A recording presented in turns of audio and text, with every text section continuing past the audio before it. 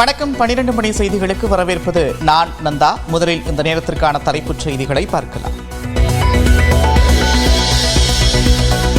2000 ரூபாய் வரையிலான debit card, credit card பரிவர்த்தனைகளுக்கு 18% வரியா? டெல்லியில் 55வது ஜிஎஸ்டி கவுன்சில் கூட்டத்தில் ஆலோசனை.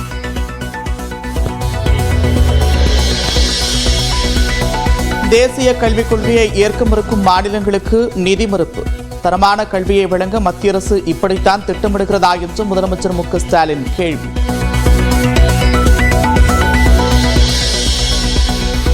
குட்கா முறைகேடு வழக்கில் முன்னாள் அமைச்சர்கள் சி. விஜயபாஸ்கர், பி.வி. ரமணா நீதிமன்றத்தில் ஆஜர். முன்னாள் டிஜிபி டி.கே. ராஜேந்திரனும் சிறப்பு நீதிமன்றத்தில் ஆஜரான நிலையில் 23ஆம் தேதிக்கு விசாரணை ஒத்திவைப்பு.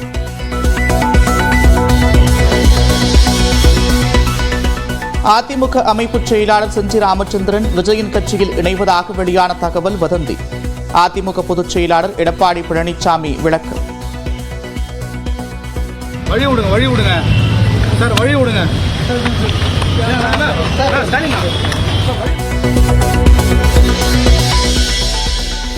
சென்னை கிண்டியில் உள்ள ரேஸ்கோர்ஸுக்கு சீல் வைப்பு. வரி பாக்கியை தொடர்ந்து உயர்நீதிமன்ற உத்தரவின்படி வருவாய்த்துறையினர் நடவடிக்கை.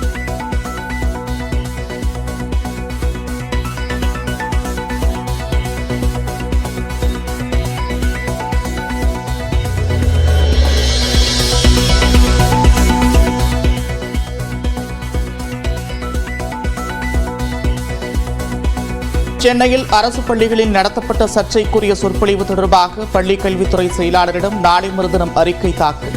பள்ளிக் கல்வித்துறை இயக்குநர் கண்ணப்பன் தகவல்.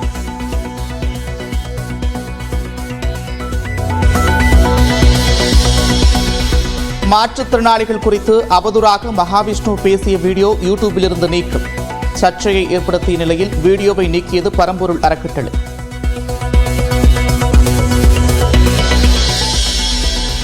இலங்கை சிறையில் உள்ள தமிழ்நாட்டு மீனவர்களை மீட்பதுடன் அபராதத்தை ரத்து செய்ய நடவடிக்கை எடுக்க வேண்டும். வெளியுறவுத்துறை அமைச்சர் ஜெய்சங்கருக்கு எழுதிய கடிதத்தில் முதலமைச்சர் மு.க.ஸ்டாலின் வலியுறுத்தல்.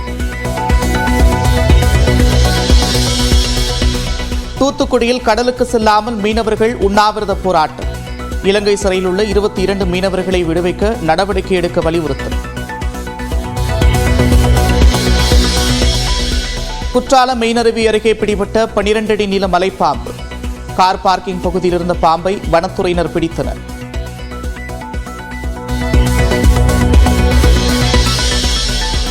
கோவையில் தமிழ்நாடு வேளாண்மை பல்கலைக்கழக பட்டமளிப்பு விழாவில் ஆளுநர் ஆர். என். ரவி பங்கேற்பு. இணைவேந்தரும் வேளாண் துறை அமைச்சருமான எம்.ஆர்.கே. பன்னீர்செல்வம் புறக்கணிப்பு.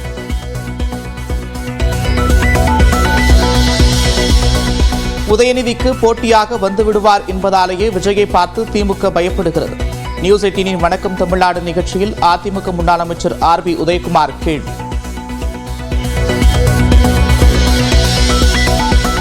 டெல்லியிலிருந்து சென்னை சென்ட்ரலுக்கு ரயிலில் கொண்டுவரப்பட்ட 1556 கிலோ கெட்டுப்போன ஆட்டிறைச்சி பறிமுதல். யார் அனுப்பியது என உணவு பாதுகாப்புத்துறை அதிகாரிகள் விசாரணை.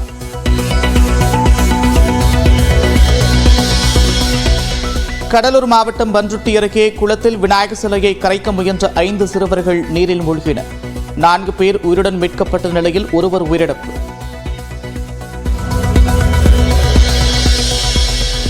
தஞ்சை மாவட்டம் பூண்டி அருகே கொள்ளிடம் ஆற்றிலிருந்து 4வது சடலம் மீட்பு. காணாமல் போன மேலும் ஒருவரை தேடும் தீயணைப்புத்துறை.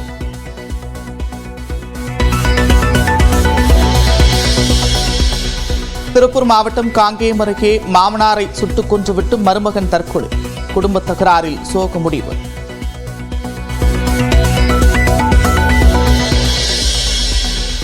தஞ்சை கீழவாசல் பகுதியில் இருசக்கர வாகனத்தில் வந்து செல்போனை பறிக்க முயற்சி. சட்டையை பிடித்து செல்போன் உரிமையாளர் சண்டையிட்டதால் தப்பி ஓட்டம்.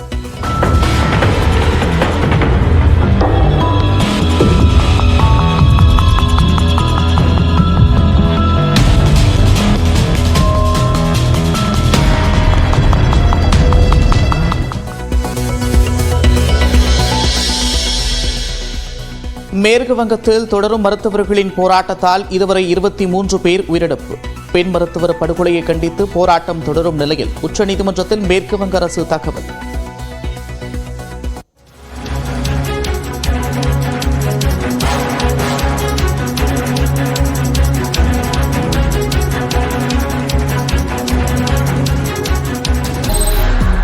விடுமுறை முடிந்து தென் மாவட்டங்களிலிருந்து சென்னை திரும்பிய மக்களால் செங்கல்பட்டு மாவட்டம் பரனூர் சுங்கச்சாவடியில் கடும் போக்குவரத்து நெரிசல் ஏற்பட்டது. விநாயகர் சதுர்த்தி, ஞாயிற்றுக்கிழமை என 2 நாள் விடுமுறையை கழிக்க சென்னையிலிருந்து மக்கள் தென் மாவட்டங்களுக்கு சென்றிருந்தனர். அவர்கள் ஊர் திரும்பிய தொடங்கியிருப்பதால் பரனூர் சுங்கச்சாவடியில் கடும் போக்குவரத்து நெரிசல் ஏற்பட்டது. இதனால் நூற்றுக்கணக்கான வாகனங்கள் சாலையில் அணிவகுத்து நின்றன.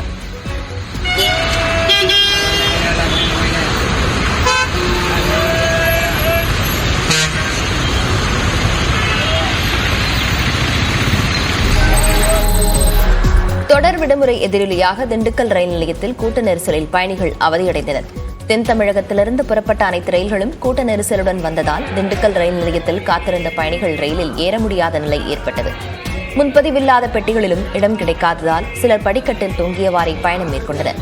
தொடர் விடுமுறை நாட்களில் பொதுமக்களின் நலன் கருதி ரயில்வே நிர்வாகம்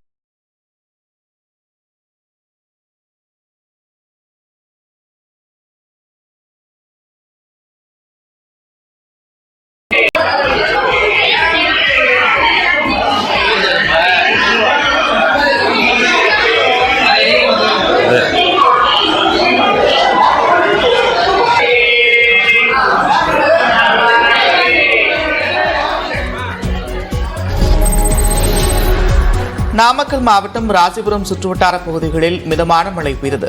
கடந்த சில நாட்களாக வெயிலின் தாக்கம் அதிகரித்து காணப்பட்ட நிலையில் திடீரென்று கருமேகங்கள் சூழ்ந்து மழை பெய்தது.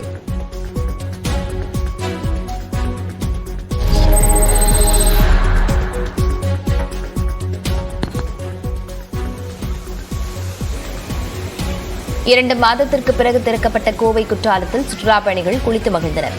முக்கிய சுற்றுலா தலங்களில் ஒன்றான கோவை குற்றாலத்தில் நீர்வரத்து அதிகரிப்பால் 2 மாதங்களுக்கு முன் பயணிகள் செல்ல அனுமதி மறுக்கப்பட்டது. தற்போது நீர்வரத்து சீராக இருப்பதால் அருவியில் குளிக்க அனுமதிக்கப்பட்டிருப்பதால் சுற்றுலா பயணிகள் மகிழ்ச்சி அடைந்தனர்.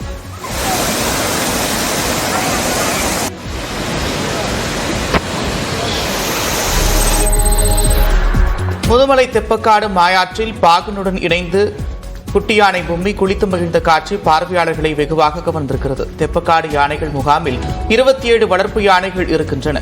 இந்நிலையில் கடைக்குட்டிகளாக உள்ள ரகு பொம்மி என்ற குட்டி யானைகள் குறும்புத்தனத்துடன் உலா வருகிறது. ஆஸ்கர் விருது வென்ற தி எலிபென்ட் விஸ்பரஸ் ஆவணப்படத்திற்கு பிறகு ரகு பொம்மி குட்டி யானைகளுக்கு ஏராளமான ரசிகர்கள் பட்டாளம் இருக்கிறது. இந்நிலையில் மாயாற்றில் பொம்மி குளித்து மகிழ்ந்தது. அப்போது பாகனும் நீரில் குளித்த நிலையில் மெல்லிய சத்தமிட்டு கொஞ்சியபடி பாகனுடன் நீரில் ஆட்டம் போட்டது.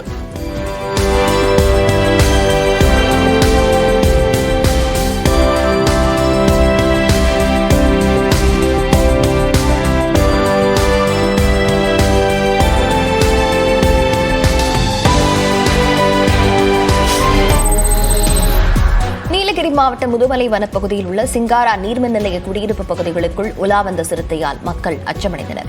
சிங்காரா பகுதியில் கடந்த சில நாட்களாக யானை, புலி போன்ற வனவிலங்குகள் நீர்மின் நிலைய குடியிருப்பு பகுதிகளுக்குள் உலா வருவது தொடர்கதையாக உள்ளது. பகல் நேரத்திலேயே சாலையில் மெதுவாக நடந்து சென்ற சிறுத்தை பல இடங்களை நோட்டமிட்டபடி சென்றது. சிக்கிம் மாநிலத்தில் வாகன விபத்தில் உயிரிழந்த விருதுநகர் மாவட்டத்தைச் சேர்ந்த ராணுவ வீரரின் உடல் சொந்த ஊருக்கு கொண்டுவரப்பட்டு 21 குண்டுகள் முழங்க அரசு மரியாதையுடன் நல்லடக்கம் செய்யப்பட்டது. கடந்த 5ஆம் தேதி பாக்கியில் ராணுவ வாகனம் கவிழ்ந்த விபத்தில் கான்சாபுரத்தைச் சேர்ந்த சுபேதார் தங்கபாண்டியன் உட்பட 4 பேர் உயிரிழந்தனர். அவரது உடல் சொந்த ஊருக்கு சனிக்கிழமை கொண்டுவரப்பட்டது. ஆட்சியர் ஜெயசீலன் உள்ளிட்டோர் தங்கபாண்டியனின் உடலுக்கு மலர் வளையம் வைத்து மரியாதை செலுத்தினர். இதனையடுத்து 21 குண்டுகள் முழங்க அவரது உடல் நல்லடக்கம் செய்யப்பட்டது.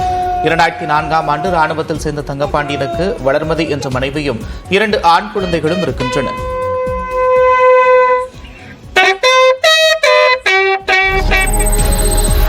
இலங்கை கடற்படையால் கைது செய்யப்பட்டுள்ள தமிழ்நாட்டு மீனவர்களை விடுவிக்க நடவடிக்கை எடுக்க வேண்டும் என மீனவர்கள் கண்ணீர் மல்க கோரிக்கை வைத்துள்ளனர்.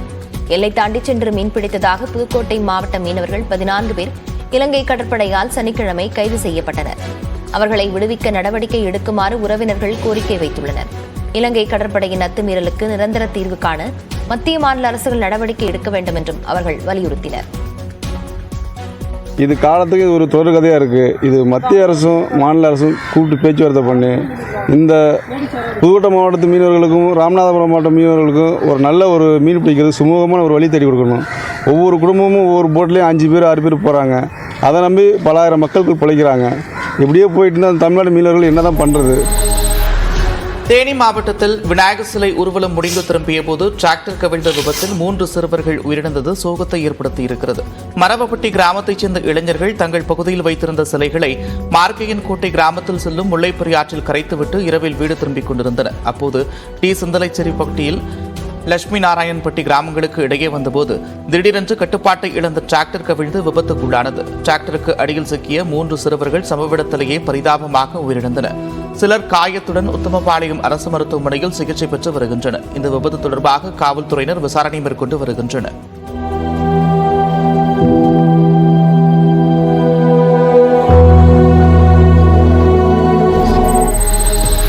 தேனி மாவட்டம் ஆண்டிப்பட்டியில் நடைபெற்ற விநாயகர் சிலை ஊர்வலத்தின் போது இந்து அமைப்பினருக்கும் காவல்துறையினருக்கும் இடையே தள்ளுமுள்ளி ஏற்பட்டது.